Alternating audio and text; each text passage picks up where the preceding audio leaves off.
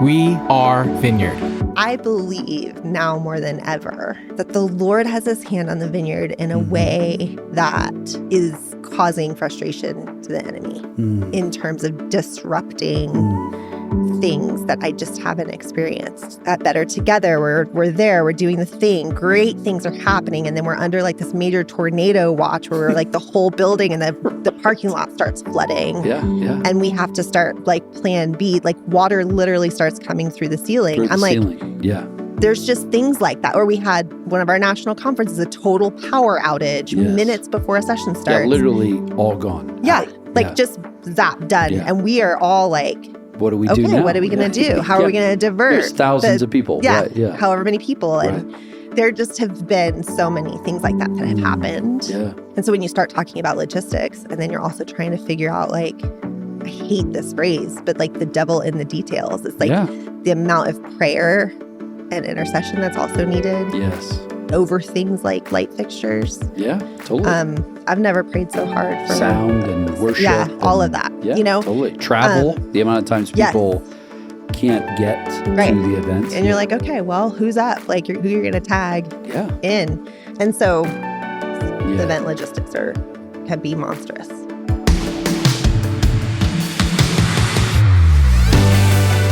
Welcome to the We Are Vineyard podcast, conversations to help us grow with Jesus and each other. In today's episode, Jay will be interviewing Christian Weber, events director for Vineyard USA. Let's listen in.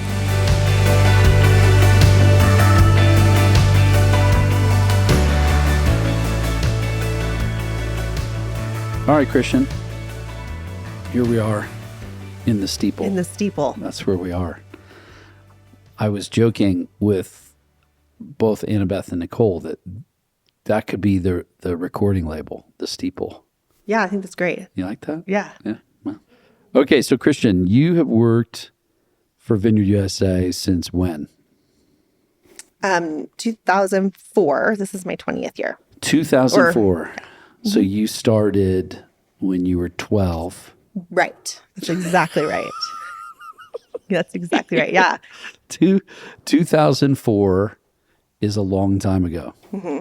And what were you hired? What was your specific job when you were hired? I came on as Bert's personal admin. Okay. And to do events. Oh, okay. And I was also kind of working for the church a little bit too, doing some like accounting, receipts, credit card reconciliation, stuff that needs to be done extra. Okay. That makes sense. Okay. So you're hired then, and of course, we've already done a podcast with your story. And so we'll put that in the show notes. If you want to hear all of Christian's story, you can hear that. 20 years, a lot has changed. Yeah.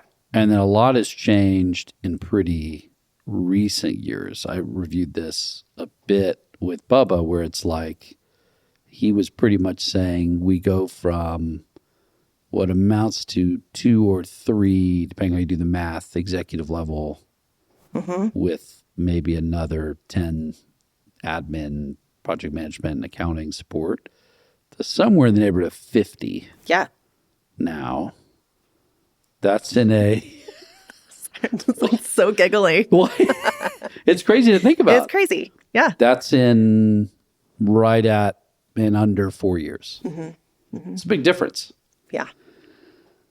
So say a little bit about just what you've seen shifting by way of how we're able to move and behave differently and respond differently as a staff is the Vineyard, because you've seen a lot of change. And part of why we're doing these interviews with different people on our team is for them to say, okay, 3 years later, 4 years later, in your case, 20 years later, here's what I can see that's different, that is really interesting and helpful, or, Yeah. Yeah. I mean, gosh. Only a few things, I imagine, but. Yeah. Or everything. But yeah, I think one of the things that sticks out to me the most is, well, there's two. And I can even hear Phil and Jan in my I can't wait. mind's eye. Even and they're better. Like, like, blessed are the flexible. Right. You're leading, you always have like one foot in the air. Yes. Preach, pray, or die at a moment's notice. Like all of these things start coming up. And then our team was like very small and scrappy. Yeah. And the team really wanted to do whatever it took to get the job done. And yet there was a sense that there was so much to do. Yeah. I will speaking for myself, would often feel like, man, I don't know that we can ever quite get there. Yeah. Like, you're just bailing water all the time. You're just bailing water. Right. And there was a point at which it felt like we were super reactionary to things that were just like happening in people's lives and churches. Right. And at the same time, there was an undergirding of need, like real need for, I don't know, training, equipping, checking in on people, just being pastoral to pastors. That was always in the heart and probably at the core of what we wanted to be doing. But a lot of times didn't feel like we could actually get there because there was so much that needed immediate or urgent attention. And so I think over the course of the years, you can just see like there are certain moments where it was like, man, if we could just get out from under whatever the thing is. We're not, this is a busy month because we have this or that event. And if we could just do that, oh no, now we have this new crisis we have to respond to. Oh no, now we just had this pastor die and we probably need to whatever. Yeah. And anywhere within the country. And you know, and people are flying all over the place just to be in proximity and in person with somebody, you know. And thankfully, like when Zoom became a thing, like we had go-to meeting. The early go-to days. meeting. That's right. You know, it kind of helped, but it definitely wasn't a replacement for that. So I think just having more people on the team to be able to think about the care and keeping and stewardship of the vineyard and what God has called us to do to lead the movement. It feels like when everyone is in a lane, multiplied times however. I mean, I'm not a math whiz, but you know what I mean. Yeah, well, you get to be proactive too. Yeah, it's incredible to have people that are thinking about like the calendar and the rhythms, or to have people thinking about pastoral care and soul care and church health, and you know how to bring your church from 100 to 200 to 300 people, and partnerships. You know, like there's just so much that it's like, man, if we have like real horsepower, you can pretty much move dirt. We can do it. Yeah, right. That's right. That's good. And then, you know, for you specifically, as you're focused on events, how have you seen the events world change a little bit? I'm starting to laugh because I'm just immediately as I say that, I think through meetings. I can see the meetings in my mind with you where we're like, all right, so now we're going to have a national conference every year for at least 4 or 5 years. And then we're going to have Better Together. And then we have the regional things. And we're going to grab all that nationally. And I just can remember being in meetings with you where you're like, what? How is that going to happen? I was like going to melt. It's definitely going to melt. You know, well, that's even using that as an example of our team. Right. You know, for so long, it was kind of like, we would get into a room with a bunch of ideators. Yes. Which was awesome and wonderful. Right. And then it was like, all right, Christian, you got this. Make it happen. And not to discount all the work that a bunch of people really did. Like it took a full team to make but a lot of it was volunteer. But a lot of it was volunteers. Yeah. And a lot of it was challenging when there was no bandwidth for like me to even be able to create relationships with people to build a volunteer team. Totally. Yep. Or I've had more conversations with pastors in the last 3 years that were somewhere, you know, they were very nice and pleasant, but it was somewhere along the lines of like, oh, you're like a real human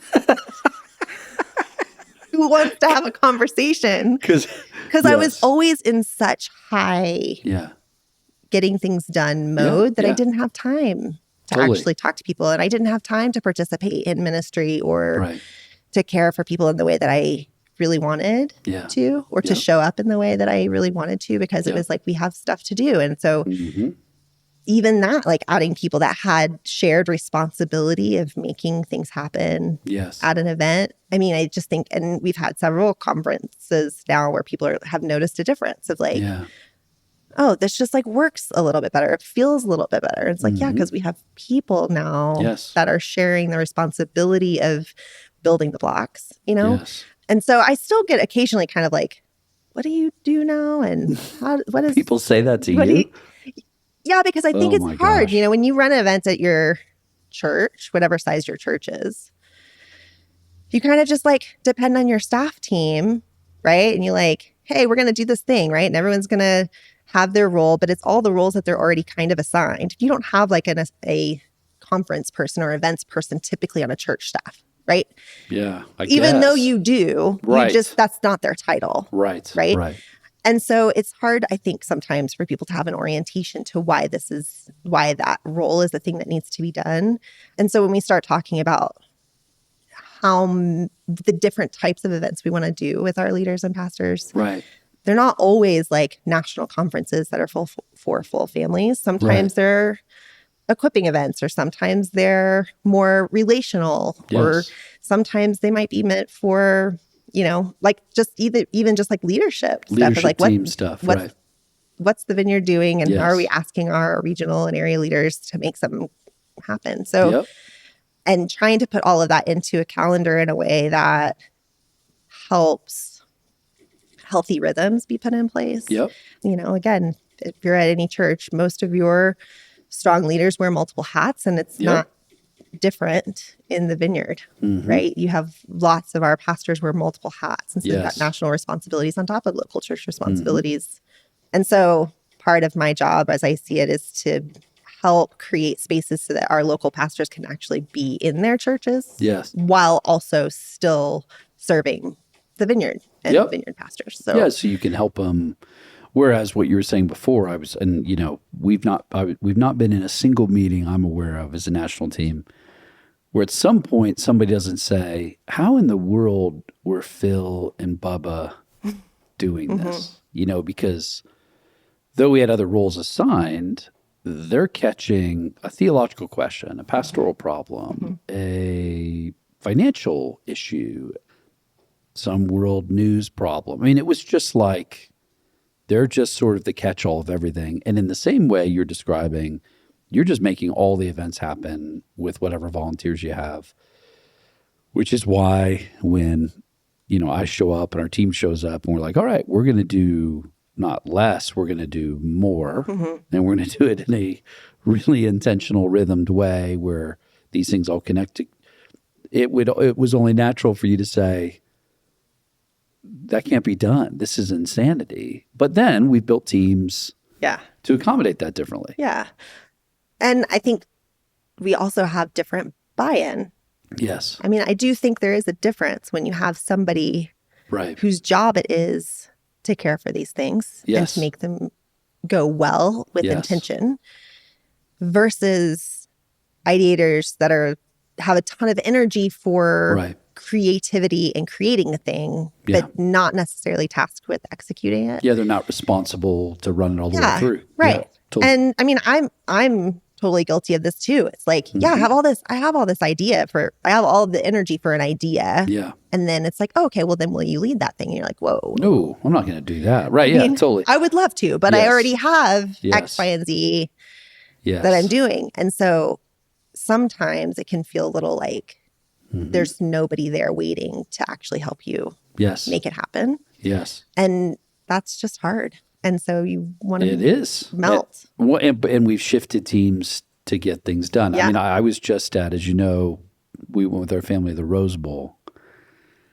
And I had a moment with Danielle. We were walking because, you know, we've been to the parade, then you walk over the bridge. You know, they pretty much take over a whole section of the city. You know, so you're walking through somebody's neighborhood and then there's people selling things and there's cops and there's places that buses go. And then there's people who are like tailgating just there for the day. There's people that are in like RVs and campers in this whole grass lot over here. And they've got their setups and, you know, and then of course there's all the normal things at a game. There's concessions and there's somebody selling sweatshirts. And then they had the whole fandom thing out front. So they've got these big screens, they got all these booths. But then they have the designated tailgates, so you can spend more money and you go to the one special tailgate or the Ohio State tailgate or the Oregon alumni. And we're walking around, and I said, Danielle, this just shows you what a nerd I am. I would pay money to sit in like the 6 months of meetings before this event. 100%. I can't even imagine. What they effectively do is drop a city inside of a city. I mean, the Rose Bowl is 100,000 people. There's another like 50 to 100 outside, plus the parade. And the logistics are everyone's coming from the outside. So there's no home crowd. Right. So it was amazing is watching people literally wandering, looking at each other going, where do you think the entrance is? Like there's nobody that knows. Like the entire fan base is new, like that day. I was like, I can't even conceive of the amount of work to pull this off. Like, and we do church every week, right? Where so in other words, we kind of do events like we move hundreds or thousands of people around. We have food, we have bathrooms, we have security protocols, we have places to drop kids. So, I mean, I have some of that stuff in my head, but you're not doing quite the Rose Bowl when we do national conferences. But you're doing something close to the Rose Bowl because it's multiple days. I mean, it's not just one event and everybody just get out of here. Right. People are coming from everywhere. It's housing, food. I mean, I don't know. We've done the meetup tracks or the workshops. Those are dozens of things happening. Yeah. So, I mean, like, yeah, Christian, I mean, when you say, I mean, like big event things like Exponential, which we're going to know.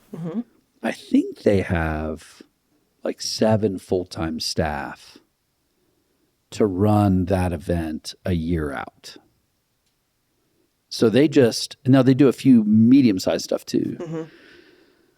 I don't think people quite conceive of the amount of detail required, recruiting of volunteers, alignment of stages and flow charts of stuff. And it's a lot of work.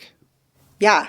And like something like Exponential, who've been blessed to have the same venue year over year, which is huge because you're not recreating that logistics wheel. Yes. You know, our team moves. By the way, if you're listening to this and you're part of a major event staff like the Rose Bowl, hit me up. Yeah, totally. Because I would love to just be a Learn fly on everything. the wall. I Yeah. will volunteer to be in your meetings. Just to watch the meetings. Yeah. I mean, I think it would be incredible. Yeah. But yeah, I mean, the amount of pre-planning and logistics and the level of plan A all the way down to Z thoughts that you have to have is it can be really challenging. And then there's things that happen that I've like literally never in however long I've been doing this have happened. Right? What do you mean? Like, well, because I do think I believe now more than ever that the Lord has his hand on the vineyard in a way that is causing frustration to the enemy in terms of disrupting things that I just haven't experienced. Like at Better Together, we're there, we're doing the thing, great things are happening. And then we're under like this major tornado watch where we're like the whole building and the parking lot starts flooding. Yeah. And we have to start like plan B, like water literally starts coming through the ceiling. There's just things like that. Or we had, you know, one of our national conferences, a total power outage minutes before a session starts. Yeah, literally all gone. Yeah, just zap, done. Yeah. And we are all like, what do we do now? What are we going to do? How are we going to divert? There's thousands of people. Yeah, however many people. And you know, anyway, so like there just have been so many things like that have happened. Yeah. And so when you start talking about logistics and then you're also trying to figure out like, I hate this phrase, but like the devil in the details. It's like the amount of prayer and intercession that's also needed. Yes. Over things like light fixtures. Yeah, totally. I've never prayed so hard for sound and worship. Yeah, all of that. Yeah, you know, totally. Travel, the amount of times people can't get to the event. And you're like, okay, well, who's up? Like who you're going to tag in. And so it's a monster of events logistics. Event logistics can be monstrous.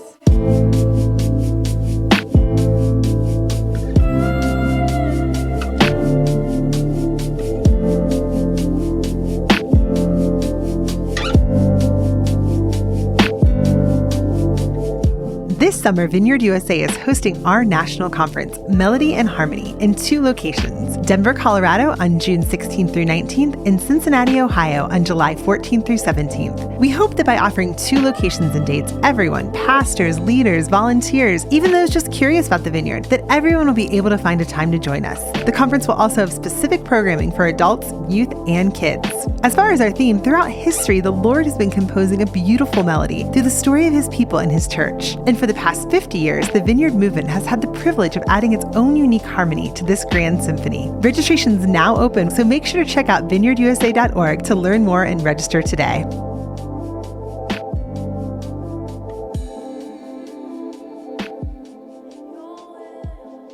So what would you say, like, so there's people who run their Sunday teams, or they run this big conference for the youth and whatever, or they run the men's retreat for the region, or what do you think are things that you've learned along the way? Like if you could talk to yourself when you were running all those events, like 20 years ago, and say, hey, listen up, like here's some things you need to know so you can do this better.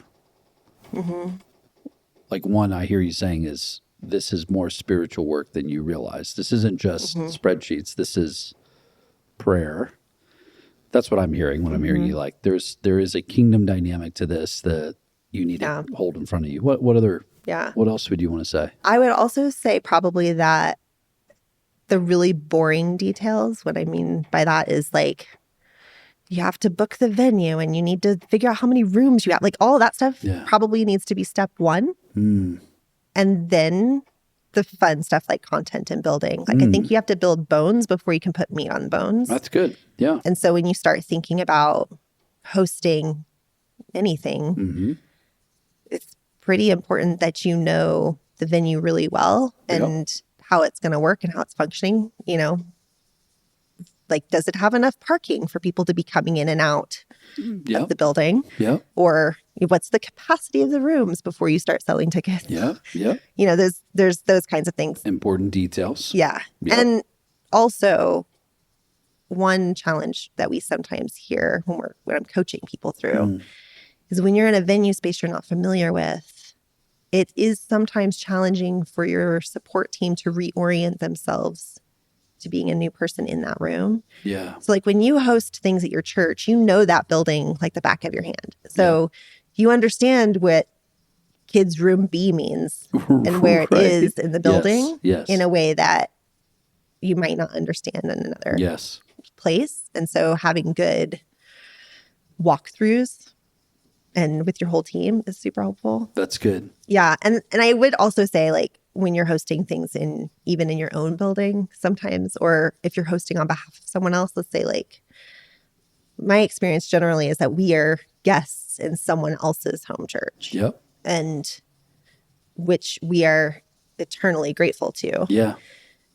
And then it can also be challenging for that home church when we say, I know this is a youth room on Sunday, but for our event, it's going to be a classroom, or a workshop room, or we're going to use it in this way. And it's a little disorienting for people who are familiar with how their space works, and then also like hosting something else. Totally. You know, and so trying to like have people come through their building with like fresh eyes who haven't been there before and point out all the ways in which it's challenging for a guest.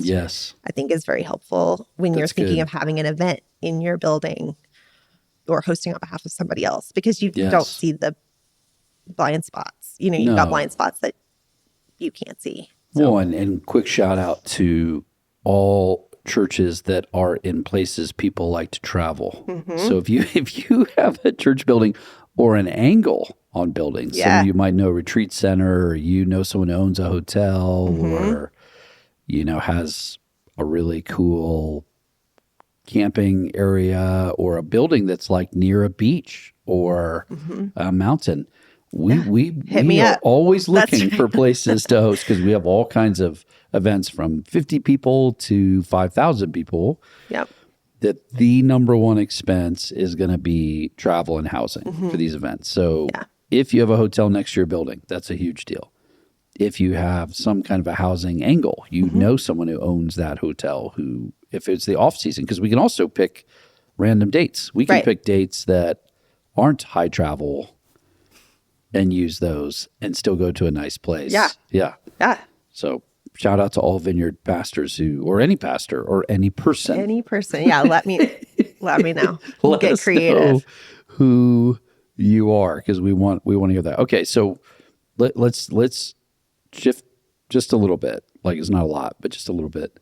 When you think about, all of the years of you're running all these different events, so you're doing a leadership team meeting, a national conference. We have the things that go horribly wrong. So the ceiling's leaking. We need not do those. What are some of your highlight moments? Like when you think about, man, this event or this way this came together was beyond what I would have imagined. I think the first one that pops out to me is the global conference. Yeah, totally. I mean, I just felt like it was amazing. it was amazing. And a disaster. Well, you said not to talk about that I'm just part. saying it was hard. I mean, when you was have people so hard. flying from literally everywhere. It was so hard. Right. And there's probably somebody that's going to be listening like, I was there. That wasn't great for was me. Not Right, great right, for me. totally, I right. totally get that. Yes. But that's 2016? That was like, I'm just picking numbers out of my head. I think it was 18? 15. 15. Okay. Because it was after the All-In conference, which was in 13, I think. Yep. 15 sounds right. I was going to say 15 or 16 was in my head, but you're right. I think you're right. And that was, the global conference was everyone from all over the world. Let's all come together. Let's invite everybody. Right. And they did. They came. Yes, everybody came. And I think part of what made that such a highlight for me was that I worked with different ministries of the Vineyard in a way that I hadn't gotten to yet. So like Vineyard Missions, for example, really took leadership of visas and invitation letters Hosting and people. helping host people and Yeah. find places Yeah. and hospitality spaces for international guests. Yep. Or like Melissa with Vineyard Worship was like, took Yeah. on hosting like our party, like the global night that we did, which we had like an audacious goal of having this like international food festival. Yes. And it was just so fun. It worked. I mean, it Totally. worked really well. And she Yes. worked so hard to coordinate that with others. That was incredible. And even our international directors were such good sports. They had no idea what we were asking that we them were going to run them through the ringer, right? They had no idea. Yeah, totally. And bless them. Yeah. Like, Yeah. not like in the Texas way. Like for real, bless But them. like for real, bless them. Right. And so I think that was just really fun. And yes, it was hard. But that was a highlight. Yeah. I think of other smaller events, like when we would do like leadership council meetings and stuff, that would like, there were certain kinds of things that I was like, man, I did not think that was going to work. And it did. Like we one day were like, let's put all the regions at various restaurants across the city. Right.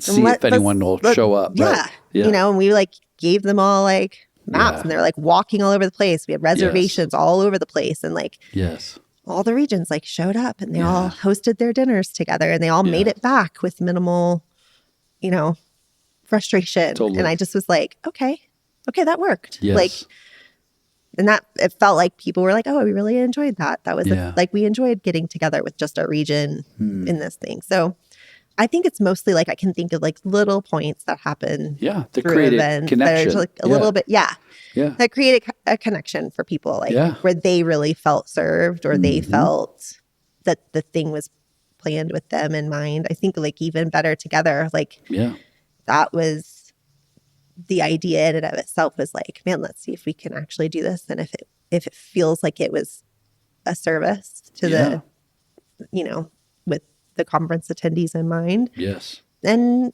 based on like feedback, again, please don't email me if you thought it was terrible.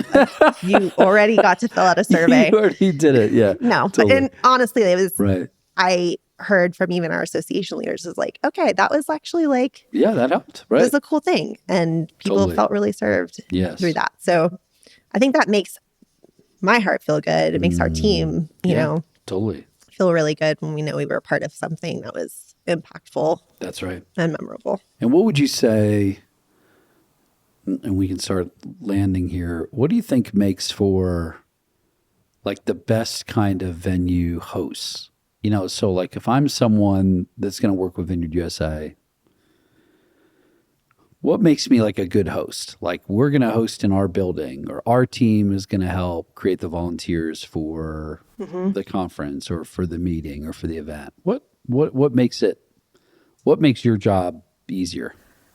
I think having a team lead who is not necessarily on staff, but definitely connected to and has access to every person and every part of the building on that team, a particular person who is the primary liaison, team lead, is incredibly helpful.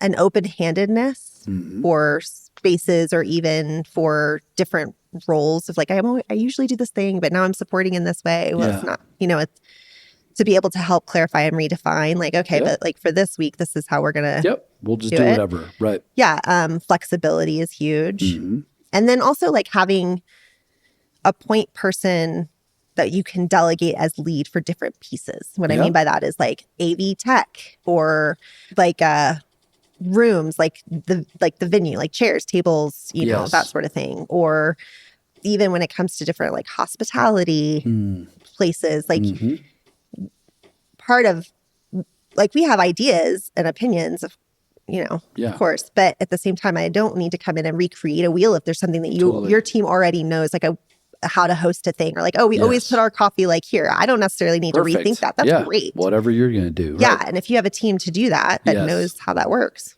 awesome. I don't want to rework that actually. But if I can talk to you about like, hey, can we actually use the building until like midnight? Would that be cool with your custodial team? Or can we like beef this piece up? And being willing to have conversations about that is super helpful. That's good. So my house is your house. Yeah. Yeah. Okay, so let's land the plane like this. Here's what I, and you may or may not be prepared to answer this. Probably am not prepared to answer. I think you are. Because you said it earlier. You said, man, I have more faith than ever that God intends to use the vineyard. I know the Lord is with us to do a thing. Tell me what that means to you. What gives you confidence? What are you seeing? What are you imagining? What are you hopeful for? What creates that sense of momentum for you? I think that as I show up in different spaces or at different like events here and there, to see what some of our local churches are doing and the way that they're serving their local communities and see like favor from the Lord, like just the number of baptisms and people coming to Christ, or the ways in which they've got like a unique partnership that wouldn't have popped up had they not been in a room together. And then all of a sudden they're serving refugees in a way, or, like meeting the needs of their community. And I sometimes think about like, I am super excited about the Vineyard being a place that my kids and grandkids could land. Yeah. I see the ways in which Vineyard is intentionally trying to build a legacy and moving from a pioneering, taking the land, which I think it's important. Was very important. Yeah. And I'm super grateful for those that kind of went before my generation. And then also handing it off to being a little bit healthier and a little bit stronger than maybe, that we can build on it, that it's something that we can build on and the foundation is strong. Yeah. And so that way, when I say to somebody in my family or a friend, go to this Vineyard church, I can actually confidently say that's a place I would want them to be. Yeah. Because I just don't know that that's always been true, but I have a ton of faith that we are shoring up some lines to say like, this is who we want to be. This is how we want to show up in the world. Yes. And that's going to be the same across the board. Yes. Because we feel like that's what God has called us to be. We're called to be followers of Jesus and like Jesus. So let's hold us to a greater accountability for that. The stability, the fruit you're seeing of people just being faithful over time. Yeah. Because you've also been in vineyards for a long time. So it's not just you've been working for the vineyard. Right. Yeah. Yeah. That's cool. Those are, I see what you see. Yeah. And I think what's interesting is to think about how the vineyard really historically and throughout has been a conferencing movement. So a lot of the work that you do was what the Vineyard's done for a long time. Like from the beginning, we rent a big place and worship and teach and minister. And in some ways, a lot of even our churches were formed out of that conferencing space. So they're like, well, I want to do this. And so we'll go do church. We'll do what we just saw in this conference every Sunday and maybe on Wednesdays, and we'll build small groups. But to see us evolve to where the conferences now, I mean, the language we've been using a lot is that the conferences we have are starting lines, not finish lines. Right. So at this conference, we're trying to give you tools. We're trying to give you partnerships with something like Alpha or a missions opportunity, or here's some training material you can use. Yeah. That's a different way of understanding. And the goal is for you to not just replicate what you saw here on the stage, but to build your churches a certain way. Right. And to do that in a way that still has context to your local community. So it's like, okay, well, if this resource doesn't fit, it's not like a mandate. We're just saying, like, how can we help you? That's right. Wherever you are and grow into, I mean, it's your own thing and it's the Vineyard's thing, right? Yep. So, I think too, I don't know, I guess some of it feels a little bit like when you talk to people who planted churches decades ago, oftentimes they can point to an event that they were at, that they heard a thing, or that God showed up strongly, and that's where they felt like they were commissioned. An encounter, a prophetic word. And it typically points back to a gathering. And I don't hold that lightly. Yeah.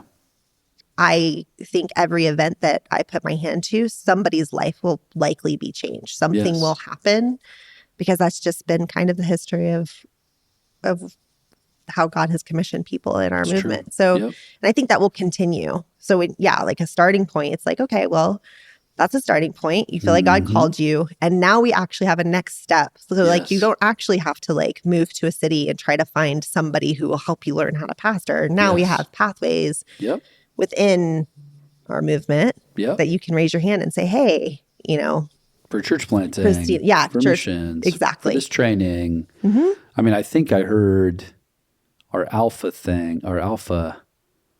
the stats we came back with was 400 and some Alpha courses were run last year. That's crazy. Yeah. So they're talking about like if you ran Alpha, you probably did it like 2.5 times or something. Yeah. That's insane. Yeah. I mean, that's because we form a relationship. We talk a little bit about how to do it. You could be in a workshop and do the thing. You just do that enough times, people run those. And so I don't even know how many. It's got to be thousands of people baptized. I mean, that's insane. I mean, but that happens because you create a space, you do all the things. That's right. Create an announcement, and the amount of people, like some of our partners work with, either helping them organize their books, like something like Start Church, or the partnerships with Convoy. Convoy has now helped. Vineyards have been distribution points for humanitarian. All of those little things are always happening, but a conference enables us to talk about that and create a context where you can learn about it and apply that. So it's a big deal. That's really cool. I, for one, and I've said this over and over, I'm really grateful for you. I mean, I'm grateful you started working for the Vineyard when you were 12, and that you continue to do this, because you've been through a lot of change, and that amount of change can often make it to where people find a way off the bus, but you just keep serving and giving your life away for this movement. There's so much fruit. Well, thanks, Jay. And it's an incredible time to be in the Vineyard. It's pretty fun. So I agree. Well, I'm grateful for you. And then in the show notes, again, people can hear your story, and then we'll have probably some different ways that you can relate to some of what we talked about here. Because, for example, your beautiful building near a beach, we would love to That's right. do a meeting, stuff like that. Exactly. Put my email in there. Yeah, thanks, Christian.